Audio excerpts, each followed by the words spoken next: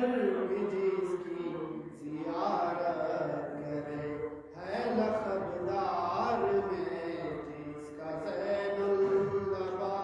ہے لقبدار میں جس کا زین اللبا ایسے معبود کا نام سجاد ہے جس کے سجدوں نے توحید کو دی بقا ایسے مشہود کا نام سجاد ہاں رسالت ولایت کا شاہد ہے جو ہاں رسالت ولایت کا شاہد ہے جو ایسے مشہود کا نام سجاد ہے جس کے سجدوں نے توحید کو دی بقا اللهم صل على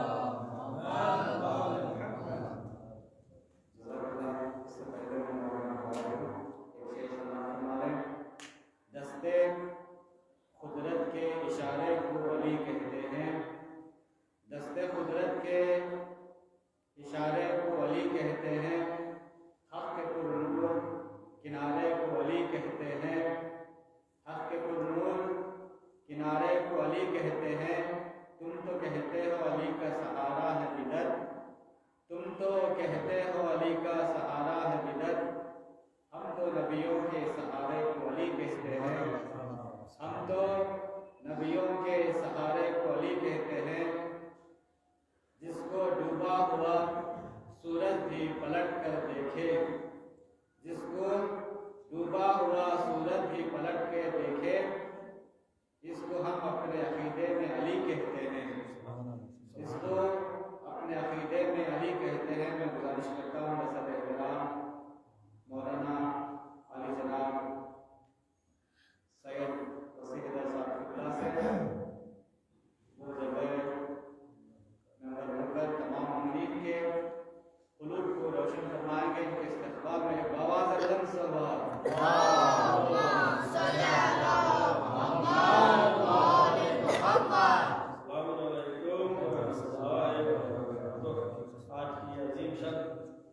جو کہ شب ولادت امام چہارم حضرت زین العابدین علیہ السلام کی خلاف کی تمام حضرات کی خدمت میں آج کی مسرت شب خوشی کی شب اس جشن میں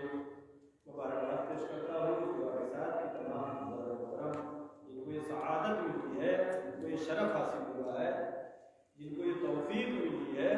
کہ اس پرآشوب زمانے میں بھی اپنے معصوم معصوم کہ جن کی ولادت کا جشن منانا سب سے بڑا افتخار ہے سب سے بڑا فخر ہے آپ کی خدمت میں مبارکباد پیش کرتا ہوں سوچ کے آیا تھا کچھ اور لیکن چند اشعار جو ہے ایک صاحب ہے راجا ناصف نگار انہوں نے جو ہے اشعار کچھ کہے اس کو میں اس لیے پڑھ رہا ہوں کہ فیس بک پہ جو پڑھا تھا اس میں کچھ لوگوں نے اعتراض کیا اس کلام پر دوسرے لوگوں نے اعتراض کیا ہے کہ آپ نے یعنی چوتھے امام حضرت زین العابدین علیہ السلام بڑھا کے پیش کیا آپ نے بڑھا کے پیش کیا انہوں نے اس کو جواب دیا اس میں انہوں نے جواب دیا کہ پیغمبر اکرم حضرت محمد مصطفیٰ صلی اللہ علیہ وسلم یہ حدیث ہے علماء امتی دو طرح کی حدیث ہے کا انبیاء بنی اسرائیل ہماری امت کے علماء بنی اسرائیل کے نبیوں جیسے اور ایک حدیث انہوں نے یہ تو جہاں بخاری کی حدیث ہے ایک حدیث انہوں نے بھی نقل کیا کہ پیغمبر نے فرمایا علماء امتی افضل من انبیاء بنی اسرائیل یعنی میری امت کے علماء بنی اسرائیل کے نبیوں سے بھی افضل ہیں اس کی حدیث ہے پیغمبر صادق آخری رسول حضرت محمد مصطفیٰ صلی اللہ علیہ وسلم جب جس امت کے علماء اتنا شرف رکھتے ہوں وہ اعتراض کرنے والا کیا اعتراض کر رہا ہے کہ آپ نے چوتھے امام کو انبیاء سے بڑھا دیا چوتھے امام کو انبیاء سے بڑھا دیا رسول کی حدیث کیا ہے میری امت کے علماء بنی اسرائیل کے نبیوں جیسے ہیں یا بنی اسرائیل کے نبیوں سے افضل ہے، دونوں روایتیں جیسے بھی اگر مان لیں، اگر علماء بنی اسرائیل کے نبیوں جیسے ہیں تو اس کا مطلب کیا ہوا؟ وہ امام جو کہ پیغمبر اکرم حضرت محمد مصطفیٰ صلی اللہ علیہ وآلہ وسلم کے جانشین ہے، خلیفہ ہے۔ اب اگر جتنا بھی اس پہ میں نے بھی لکھا کہ جتنی بھی فضیلت ائمہ کی بیان کی جائے، چونکہ آپ نے رسول اللہ کے مرتبے کو گھٹایا، آپ نے رسول کی عظمت کو گھٹا دیا، یعنی اب اگر رسول کے جانشین کی جتنی بھی فضیلت بیان کی جائے، جتنا بھی قصیدہ پڑھا جائے، جب جانشین کا یہ مرتبہ ہے تو پھر وہ رسول کی جس کو اللہ نے کبھی طٰہٰ کہا، کبھی یاسین کہا، کبھی مزمل کہا، کبھی مدثر کہا، جو سردار انبیاء ہے، اس کی عظمت اس سے کہیں زیادہ بلند ہے۔ لہٰذا امت میں یہ بہت بڑی پرابلم ہے کہ رسول کے جانشینوں میں جو فضیلت سنتے ہیں کہتے ہیں آپ نے بڑھا دیا، درحال ہے کہ انہوں نے رسول کی عظمت کو گھٹایا۔ یہ کلی قاعدہ ہے کہ جب اس امام کا یہ مرتبہ ہم پڑھ رہے ہیں، بیان کر رہے ہیں، تو جس کے یہ جانشین ہے اس کا مرتبہ اس سے کیا ہوگا؟ زیادہ ہی ہوگا۔ تو آپ اگر اس نیت سے سنتے ہیں کہ یہ جو امام ہے رسول اللہ کی جانشین ہے، اب ان کی فضیلت اگر بیان کی جا رہی ہے، آپ اس نیت سے سنیں کہ ہمارے رسول کا مرتبہ اس سے زیادہ بلند ہے، پھر اعتراض نہیں کریں گے۔ تو رسول کی عظمت کو گھٹا کے بیٹھے ہوئے، اب جب امام کی فضیلت ہم بیان کرتے ہیں تو کہتے ہیں کہ آپ نے بڑھا دیا۔ لہٰذا جواب انہوں نے بہت اچھا دیا کہ پیغمبر کی حدیث کی ہماری امت کے علماء بنی اسرائیل کے انبیاء سے بھی افضل ہے۔ جب علماء افضل ہے پھر وہ رسول جو سردار انبیاء ہے، جو اس کے جانشین ہیں، ان کی بھی عظمت، ان کا مرتبہ بہت زیادہ ہے۔ اسی میں اشعار ہے، وہ اشعار سنیے جس پر اعتراض ہوئے تھے، جواب تو میں نے دے دیا۔ سلوات بھیجے محمد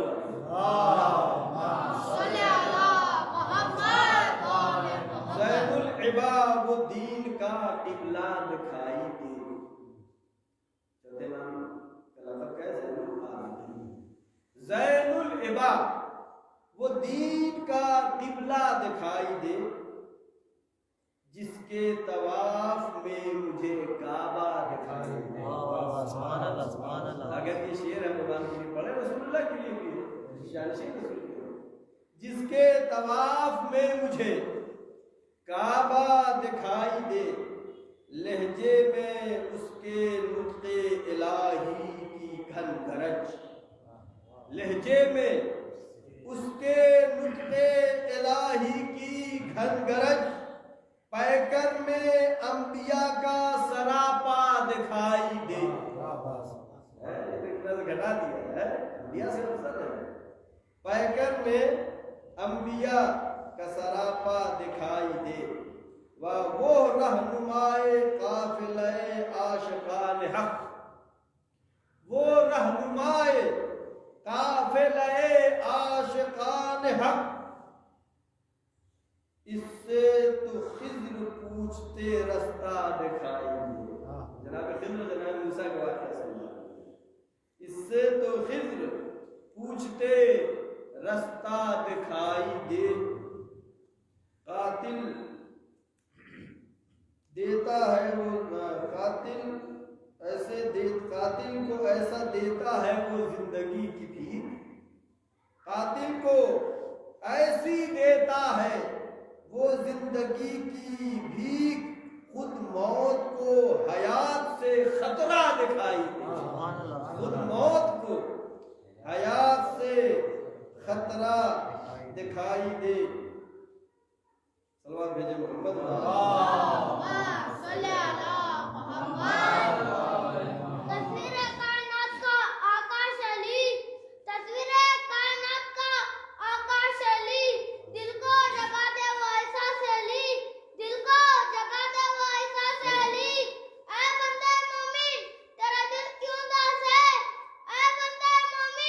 تیرا دل کیوں داس ہے، نعرہ لگا کے دیکھ تیرا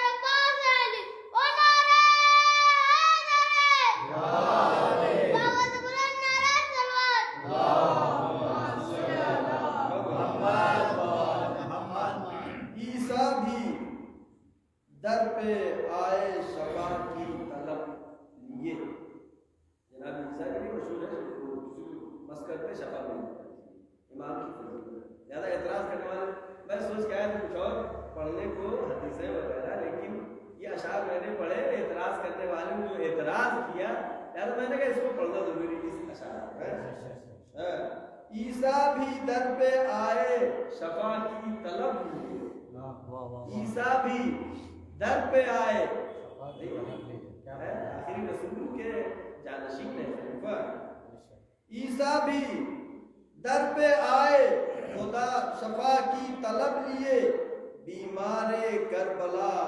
وہ مسیحا دکھائی دے، بیمار کربلا وہ مسیحا دکھائی دے،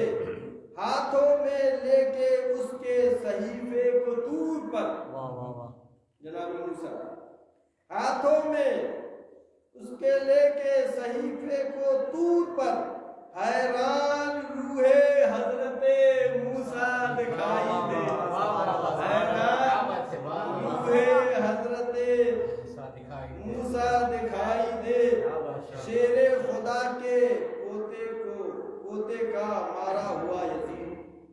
شیر خدا کے پوتے کا مارا ہوا یزید، تاریخ کی صلیب پر لٹکا دکھائی دے، تاریخ کی صلیب پر آج بھی لٹکا دکھائی دے. بابا عرب کا ناز تو ماں غیرت اجم، بابا عرب کا ناز تو ماں غیرت اجم، اپنے نسب میں وہ در یکتا دکھائی دے، اپنے نسب میں وہ در یکتا دکھائی دے. زیادہ وقت نہیں لینا اور اشعار رہ گئے تھے، اور بس آخر میں ایک حدیث ہمارے چوتھے امام حضرت زین العابدین علیہ السلام کہ امام علیہ السلام کو زین العابدین کہتے ہیں، عابد کہتے ہیں، سید الساجدین کہتے ہیں. اور محدثین نے مورخین نے لکھا ہے کہ جب امام عبادت کے لیے جاتے تھے یا ہوتے تھے تو ان کے بدن میں لرزہ ہوتا تھا، بدن میں کپ کپی ہوتی تھی. کسی نے پوچھا کہ آپ جب نماز کے لیے جاتے ہیں، جب عبادت کے لیے جاتے ہیں تو آپ کے بدن میں لرزہ کیوں ہے، آپ کے بدن میں لرزش کیوں ہے، بدن کانپ کیوں رہا ہے؟ تو امام فرماتے تھے کہ تم وائے حکم تم ایسا سوال کر رہے ہو، اس خدا کی بارگاہ میں جا رہے ہیں، اس کی عظمت اتنی زیادہ بلند ہے کہ اگر لرزہ نہ ہو اس کا مطلب اللہ کی معرفت نہیں ہو. چلا امام کی ایک حدیث سے اپنے گفتگو کو تمام کرتا ہوں. امام زین العابدین علیہ الصلوۃ والسلام فرماتے ہیں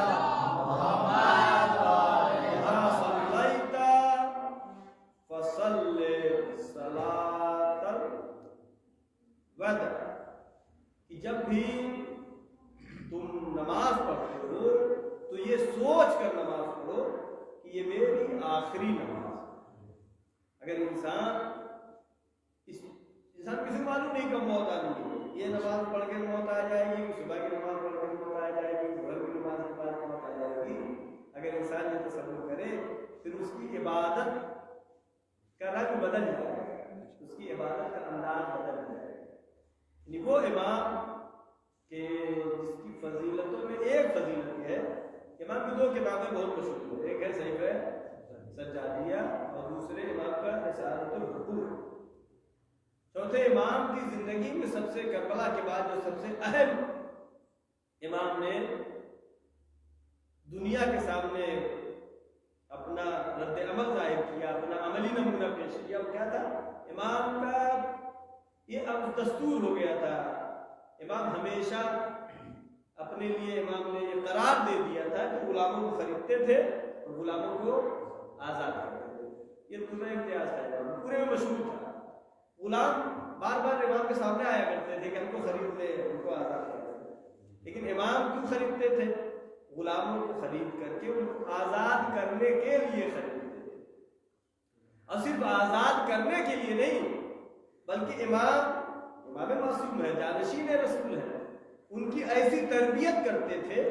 کہ کہ تاریخ نے لکھا کہ جس غلام کو آزاد کر دیا، جس محلے میں چلا گیا، جا کے رہنے لگا، گھر بسا دیا، کچھ دن کے بعد لوگ کہنے لگے کہ کون سا آدمی، بہت اچھا آدمی آ گیا بھائی، جب سے محلے میں رہ رہا ہے خوشحالی آ گئی، جب سے محلے میں آ گیا پورے محلے میں برکت ہو گئی، جب سے محلے میں آ گیا لوگ اچھے سے رہنے لگے، ایک مذہبی ماحول بن گیا، ایک روحانی سماج بن گیا۔ تو پھر جواب ملتا تھا کہ یہ آزاد کیا ہے۔ کس نے آزاد کیا، کس نے تربیت کیا؟ ہمارے چوتھے امام حضرت زین العابدین علیہ السلام۔ بس اسی واقعے کے ساتھ میں ختم کروں گا دعا کہ مدینے میں بارش نہیں ہو رہی تھی، تمام مسلمان آ کر کے دعا کر رہے تھے، بارش ہو جائے، قحط پڑ گیا، اور بڑے بڑے لوگ، بزرگ علماء اس زمانے میں سب نے آ کے دعا کیا، لیکن بارش نہیں ہو رہی تھی۔ لوگ آئے صحرا میں دعا کر کے جانے لگے، ایک شخص نے دیکھا کہ غلام ہے، حبشی غلام، کالا غلام، موٹے ہونٹ، وہ دیکھا کہ کونے میں آ کے بیٹھا اور اس نے ہاتھوں کو آسمان کی طرف بلند کیا، اور اس نے جیسے ہی دعا کیا بادل آنا شروع ہو گئے۔ اب یہ سوچ رہا ہے یہ غلام کون ہے، اس نے کیسی دعا کی ہے، اور جو راوی ہے خود اس نے دیکھا۔ اب جب اس نے دیکھا، لوگ یہ سمجھ رہے تھے کہ ہماری دعا کرنے سے بارش ہو رہی ہے، لوگ یہ سمجھ رہے تھے کہ ہماری دعاؤں کی وجہ سے بادل آئے ہیں، لیکن وہ شخص جو مورخ بھی ہے، محدث بھی ہے، اس نے دیکھا اور اس غلام کے پیچھے چلا، کیونکہ بارش تو شروع ہو گئی تھی، یہ غلام جاتا کدھر ہے؟ اس نے دیکھا کہ وہ غلام ہمارے چوتھے امام حضرت زین العابدین علیہ السلام کہ بیت الشرف میں داخل ہوا۔ اب اس وقت بارش ہونے کی چلا گیا گھر، اس کو پتا چل گیا کہ یہ غلام جو ہے۔ اب 2-3 دن کے بعد وہ آیا، عرض سلام کیا، شیعہ مذہب کا نہیں تھا، سنت میں سے تھا، اور بزرگ شخص تھا، مجھے یاد نہیں آ رہا، اور آ کر کے امام سے کہا کہ اگر میں آپ سے کچھ مانگوں تو کیا دیں گے؟ امام نے کہا بالکل، کیا چاہیے بولو۔ اس نے کہا کہ ہمیں غلام چاہیے، تمام غلاموں کو بلوائے، ہم جو پسند کریں گے اسے لیں گے۔ تمام غلام آ کے سامنے کھڑے ہوئے، لیکن وہ غلام جس کو اس نے دیکھا تھا، اس کو کیا کہتے ہیں؟ مستجاب الدعوہ، جس کی دعا قبول ہو جاتی ہے، اس کو کہتے ہیں مستجاب الدعوہ۔ یعنی امام نے غلام کو یہ مرتبہ عطا کیا، اس مقام تک پہنچا دیا کہ وہ مستجاب الدعوہ ہو گیا۔ لیکن یہ آنے والے کی سمجھ اتنی تھی کہ وہ غلام کو لینا چاہ رہے، یہ نہیں سوچ رہا ہے کہ کس کا غلام ہے۔ جب غلام میں اتنا پاور ہے، جب غلام میں اتنی تاثیر ہے، جب غلام میں اتنا اثر پایا جا رہا ہے، کیوں نہ اس امام کو مانو؟ لیکن نہیں کہا وہ غلام چاہیے، غلام بلائے گئے لیکن وہ غلام نہیں، تاکہ وہ غلام نہیں دکھ رہا ہے۔ امام نے کہا غلام کہاں ہے؟ چھپا ہوا